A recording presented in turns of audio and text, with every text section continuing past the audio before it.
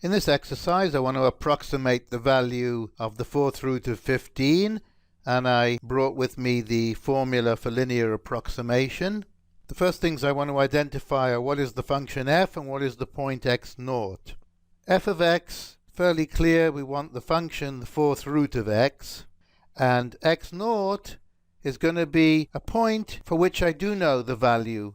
So I'll take it as 16 because I know that the fourth root of 16 is 2. I'm also going to need the derivative, so f prime of x is equal to, if I write this as x to the power of 1/4, that's what this is, it's the fourth root, then I can get that f prime of x is 1/4 x to the power of minus 3/4.